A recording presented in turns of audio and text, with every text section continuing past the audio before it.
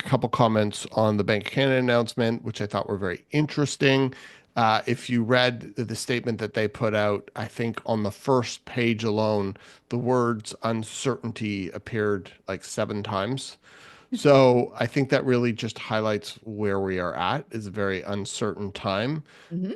And it's interesting because even if tomorrow it came out and was like, oh, everything's fine, we made a deal, whatever, with the US, everyone would still be like, okay, well, that really doesn't mean anything because it could change tomorrow. So I think we're in this framework for certainly a while until all of this plays out. So it really just highlighted where we're at with one word appearing 7 times on one page. The Hmm. other thing I thought, without getting too much into politics, that was really interesting is the Bank of Canada came out and basically said that the carbon tax added close to 1% of CPI, of inflation. And they talked about the impact of it being removed on the economy, which is really interesting because it was very different from the narrative we've had for a very long time. So hopefully it's gone for good, but we shall see. Hmm. Moving along, does anyone else have anything that they want to talk about specific to things or conversations that they're having with clients right now? Obviously, the condo market is struggling. I know, Ruben, we have a listing that just came out. We're really not taking condo listings, but like, what are you seeing right now on the condo side of things in the market? Yeah, I'm in general, um, whether it's our listing or I'm still showing a fair number of condos, and I'm getting calls from listing agents in some cases before I go show it, asking for feedback, and I'm like, oh, I haven't even gone yet.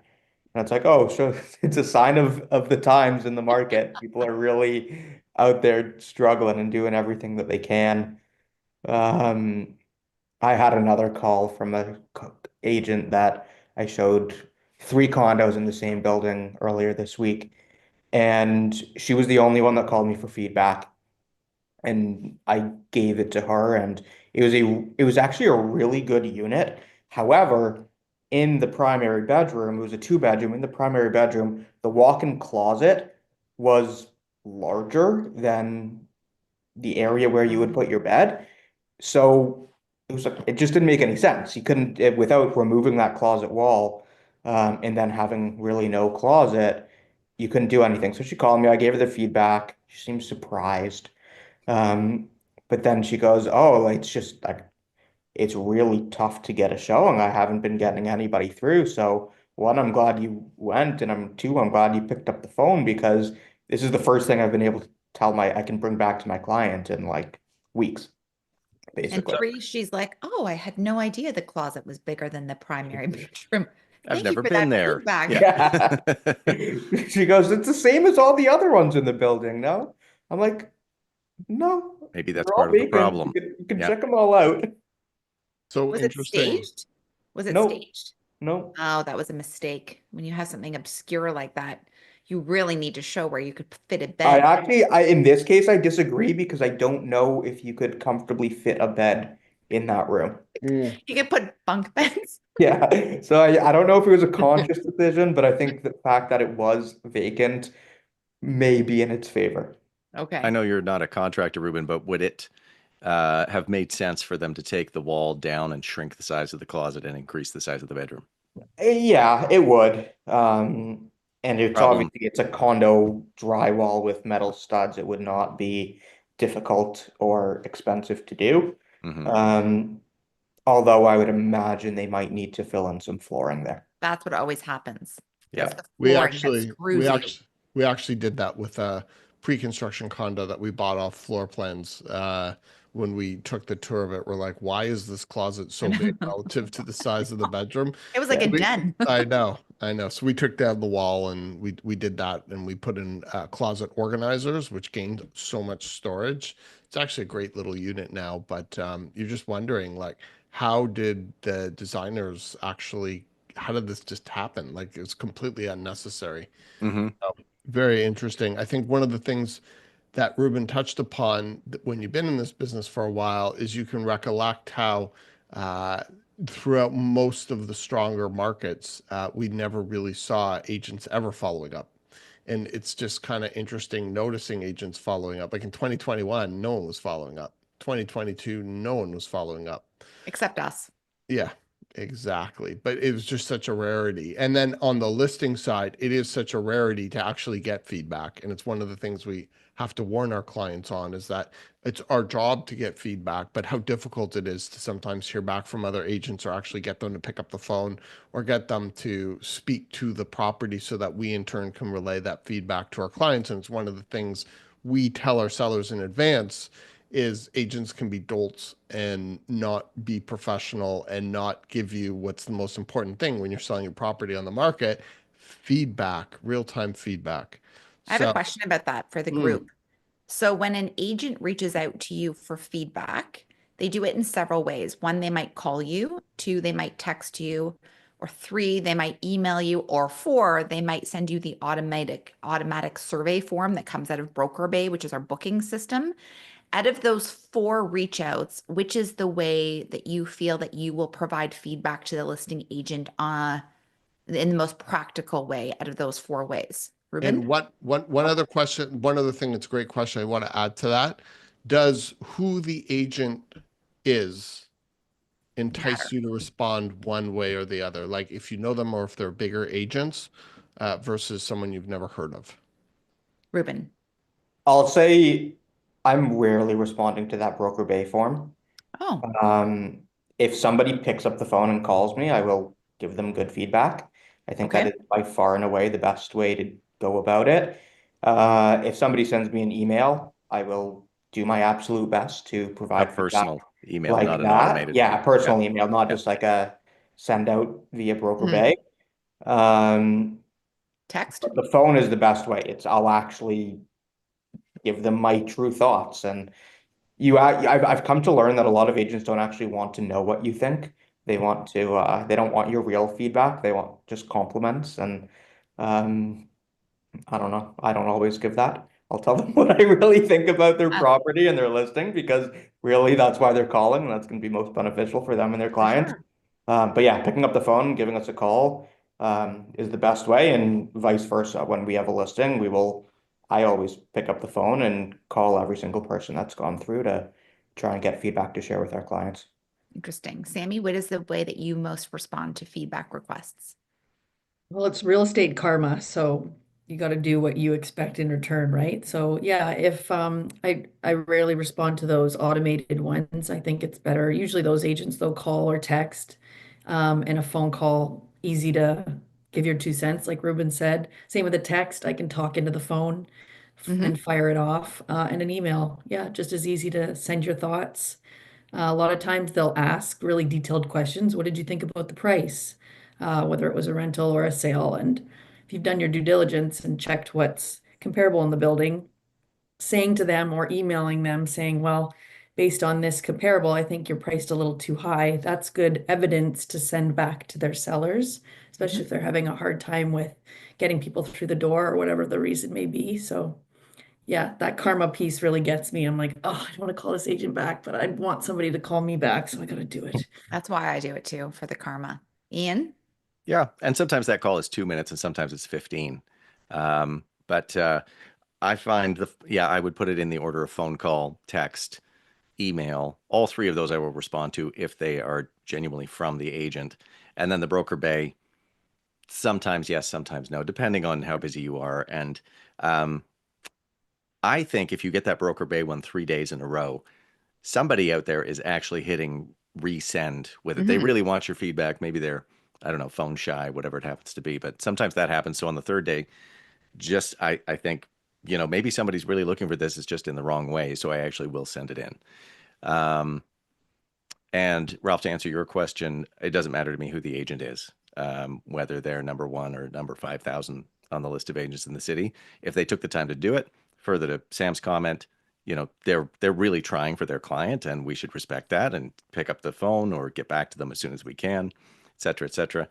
I wanted to add though that never in all of my time doing this, it's never been more important for you to be cooperative. So I agree with you, Ruben. there's not a lot of benefit to sugarcoating it.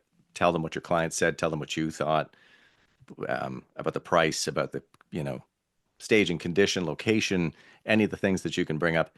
But also, I want to say, if I'm taking your call and responding to and giving you the feedback, don't argue with me. Yeah.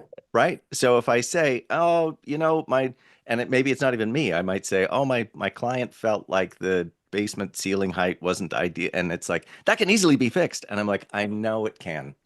Can like, give me a minute, give me a minute. And then the other thing that my client said was, well, what about, and they just keep jumping on you and actually trying to tell you that the points that you're trying to bring up are invalid or could be changed. And you're like, it's not my first day, I know, but you asked me for the feedback. So here it is. And can we just get on with things? I don't want to be on a call with you for half an hour.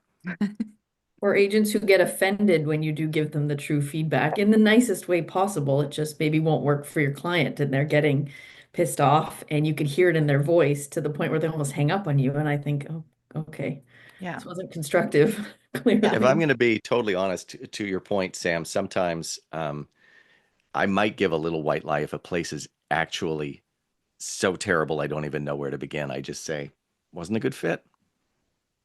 Because there's so many things. I'm really sorry it's not working out for you, sellers and seller agent. But yeah, just not a good fit. I can't Yeah. begin to educate this agent on all of the things they could be doing better. And it's so hard for me to refrain from saying how bad the staging is. Like, I Mhm. want to be like, your staging is effing hideous. It's actually a disservice Like, staging. this is the Yeah. worst staging I have Yeah. ever seen. It Like, that's what I would have really want to been say. better For me, vacant. for Yeah. me, I am biased on who I'll respond to.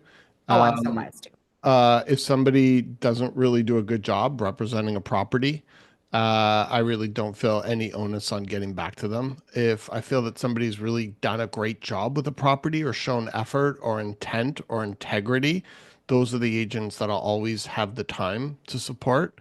So I am a little biased about that. If somebody just slaps something up, I'm more worried about their poor client who hired these people and is put a property that may not sell or may have to reduce and reduce to get them where they need to be. And I'm like, if you're not going to make an effort and you don't really care, then why should I? And so I am a little biased when it comes to that. It's interesting to hear your answers on that. And then Can I I think, jump in for a second on that, Ralph? yeah, Because I feel like, especially in the condo market right now, there are a lot of agents who are looking to prove a point to their clients, and mhm. they'll call and they'll ask you your opinion on pricing.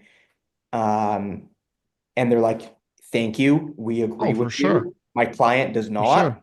So I can now pass that on to them. And it's Uh, not only me telling them that, it's you oh and yeah. whoever else showed it. Yeah, but if they're putting pictures with the toilet seat up Yeah. and they're putting pictures shot from an iPhone, Yeah. I just don't have time for people like that. And I don't think that they're helping their clients. And I don't think they're helping the professionalism of our business.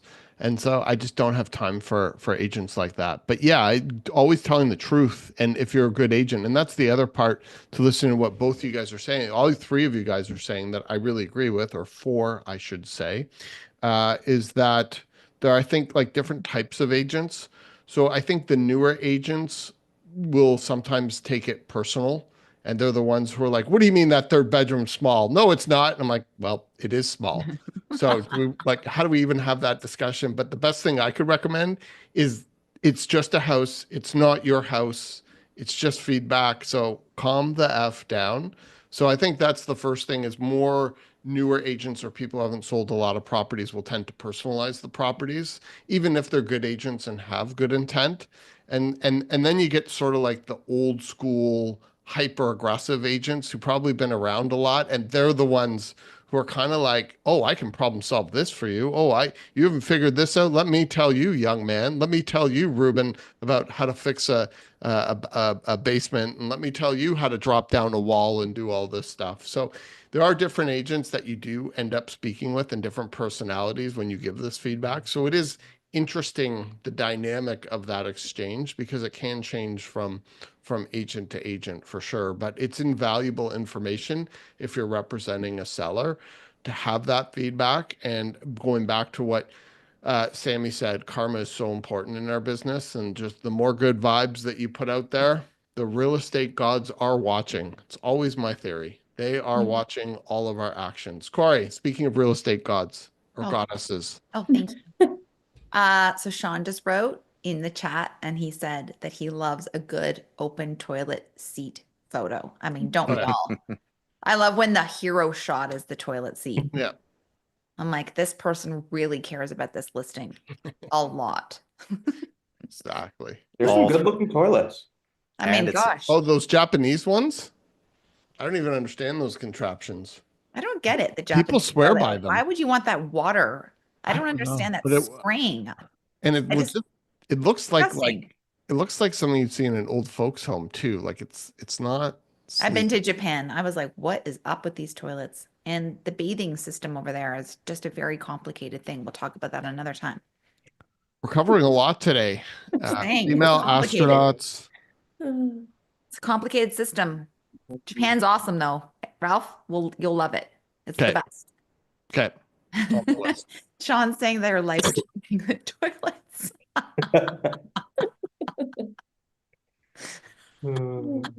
I was Okay. going to add, getting us back to asking for feedback and getting feedback. I don't mind taking new agent calls too, because sometimes that person who takes a picture of the toilet Yeah. 2 years from now is like top of their game, and they're just learning the ropes. And sometimes taking that call and then, you're going through your phone later on, and you're like, oh, I need an answer on this property, and it's so and so, and you're like, I don't know who that is. And then you realize that you did text them back with Oh yeah. feedback 2.5 years Yeah. ago, Yeah, that's and the they weirdest thing. remember you for doing that for all the people that didn't. So that can come in incredibly handy too. So I always find it, you win more bees with honey.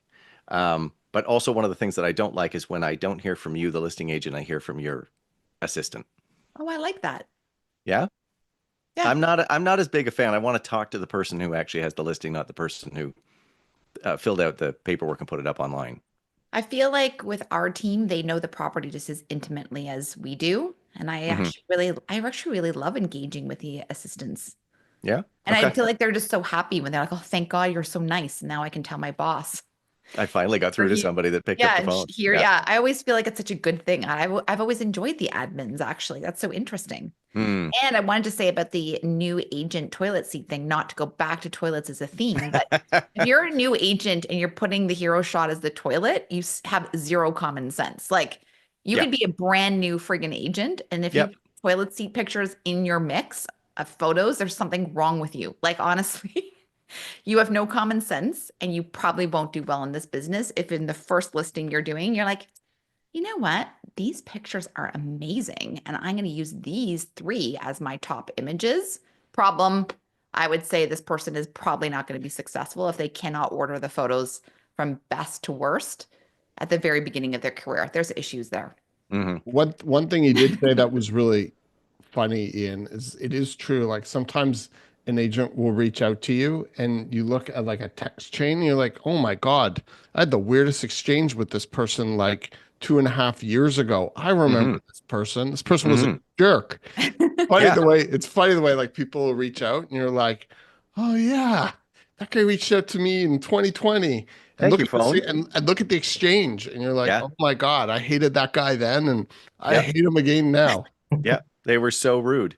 Yeah. But like I said, oftentimes it gives you something to break the ice too, to be like, hey, I brought you an offer on something in, 2019, and you sent me the home inspection, blah, blah, blah. And that was, to spin this into the positive.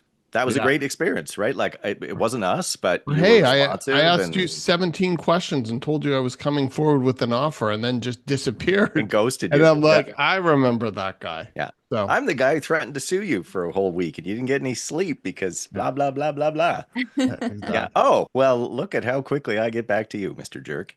Yep. Hilarious. Yep. So Anyways, I have an interesting question to which I don't even know the answer. So I'm interested to hear you guys weigh in. Uh, are we getting a spring market? Yes. Okay, Corey, let me hear your answer. Have we had one yet? No.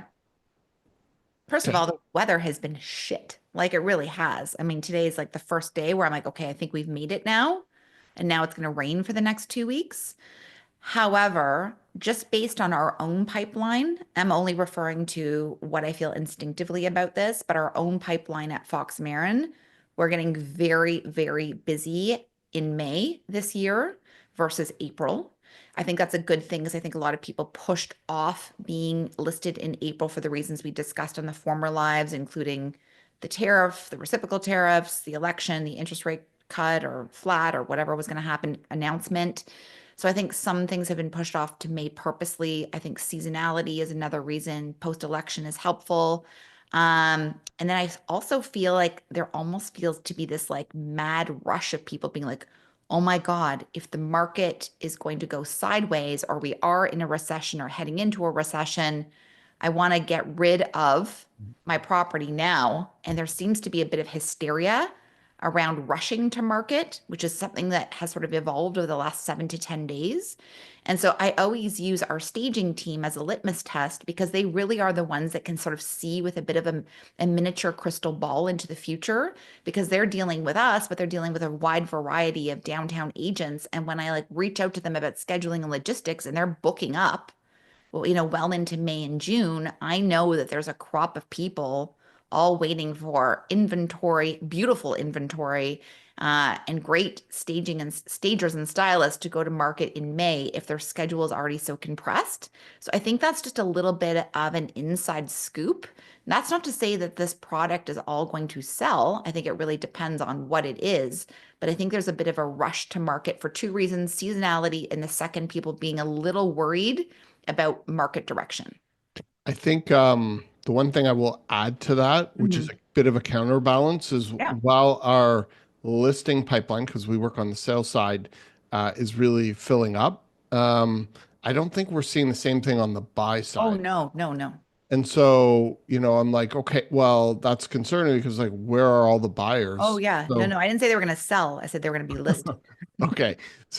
So my question I'll throw out to you guys who work more with buyers than Corey and I do, certainly. Um, like what are you guys seeing? I'll go back. Like, are we going to have a traditional spring market? There definitely seems to be the desire of a lot of homeowners and investors, obviously, to sell, but are there going to be enough buyers there so that we're going to have a decent um, spring market? Because if you look at the numbers for March, I think it was the lowest transaction in 30 years. So Hmm. are buyers going to show up in April to meet the sellers coming online? What do you guys think? Because I actually don't know. Sammy?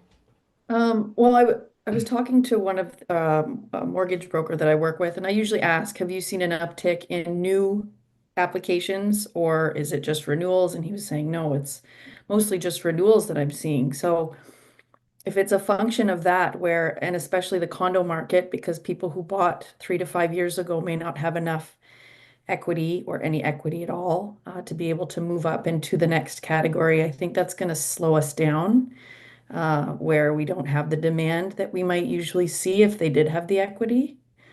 Um, and then you've got people who are in between, they have something to sell, and maybe having the same problem if they're dealing with a renewal this year, whether they're in a semi or a entry-level home and they wanted to move up, but that 5-year plan, maybe it's just not in the works right now with the finances the way they are. So yeah, I hope to see one, but I also, the build up, it just doesn't feel like it's there right now.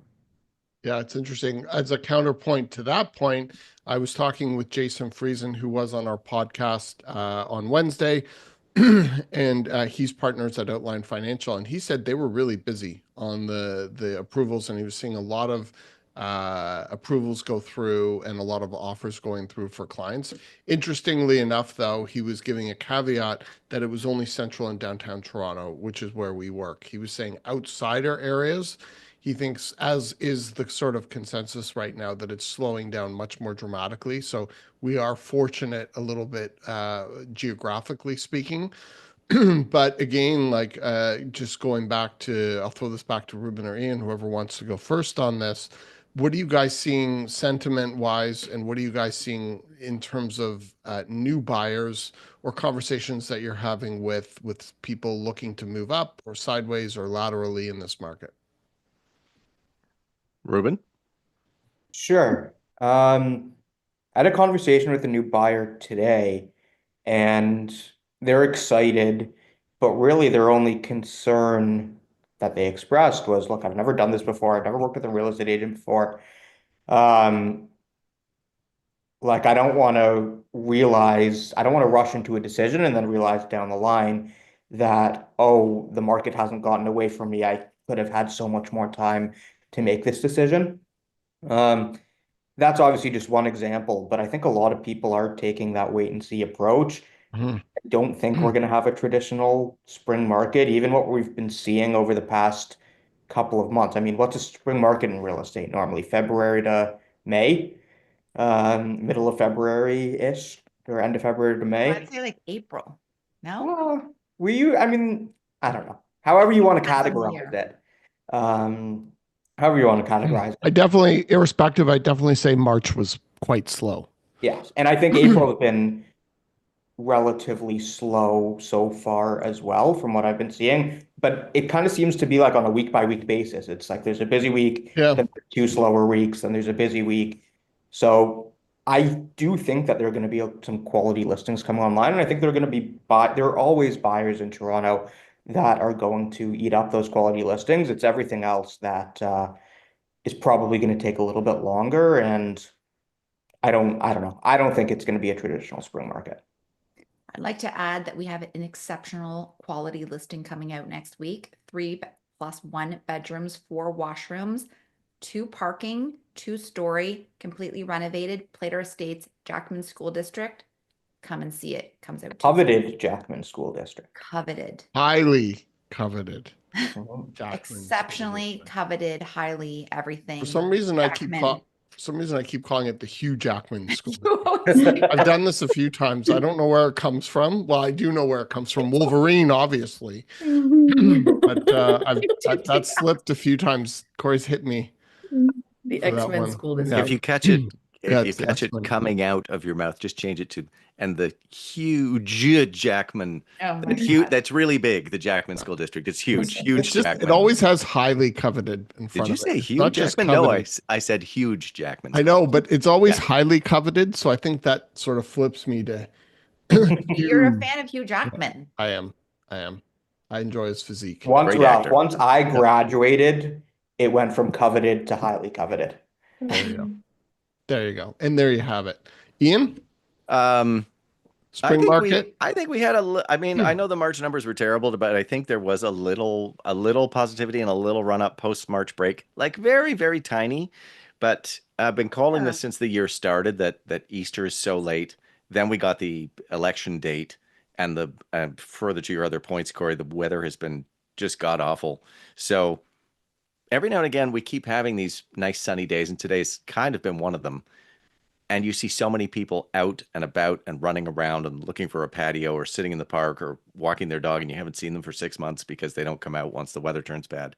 So I think, I mean, the perfect storm would be your Hugh Jackman listing and a couple of other highly coveted choice, well-staged, beautiful properties that people have been holding back on and strategizing for, say, April 28th, April 29th, more specifically the 29th. If we got the election out of the way and a beautiful week, right around that time, I think we could see a little run up. Is it going to be impressive by comparison to 2020, 2021, and the start of 22? No, not at all. But I think Easter and Passover have kind of messed us up with its Yes. location.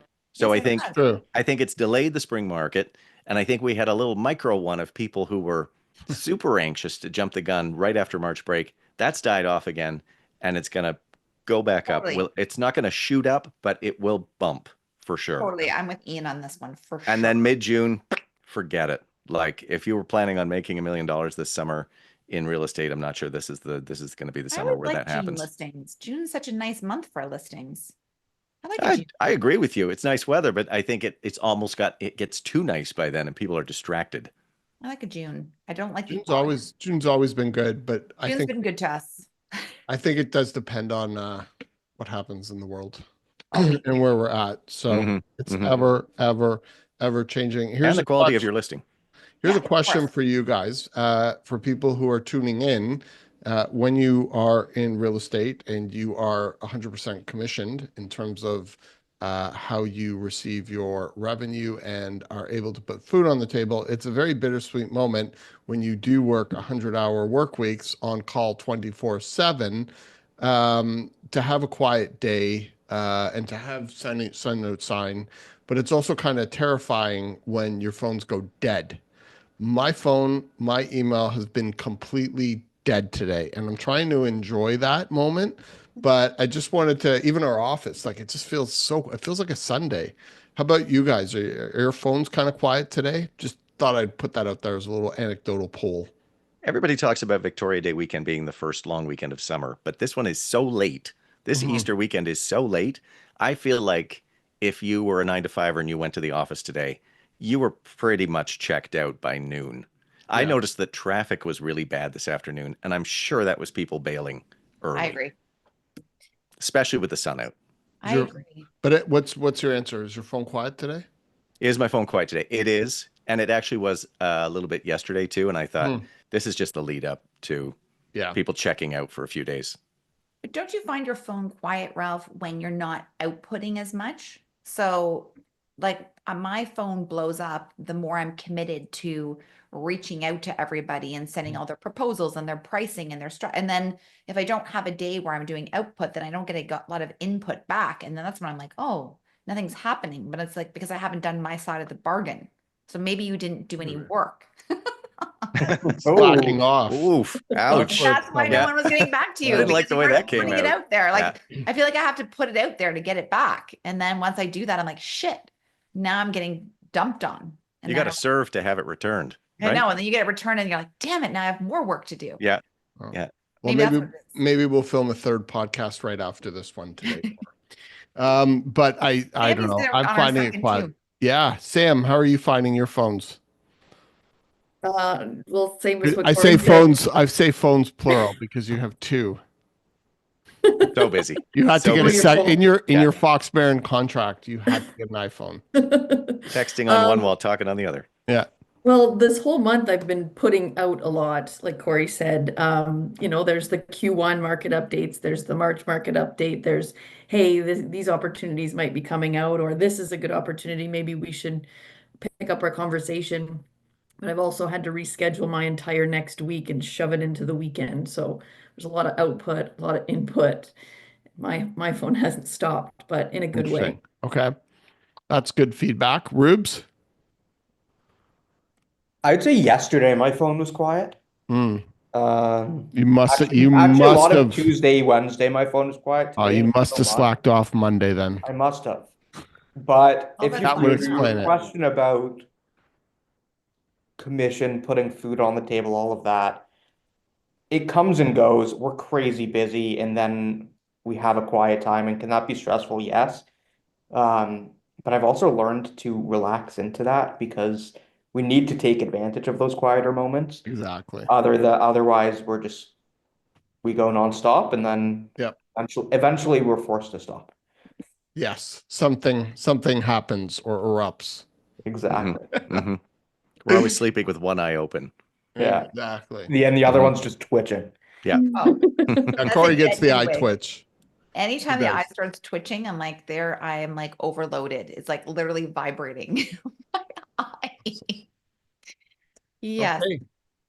So I think that will wrap up our conversation. Does anyone else have anything they'd like to add or share about their week? Any interesting conversations?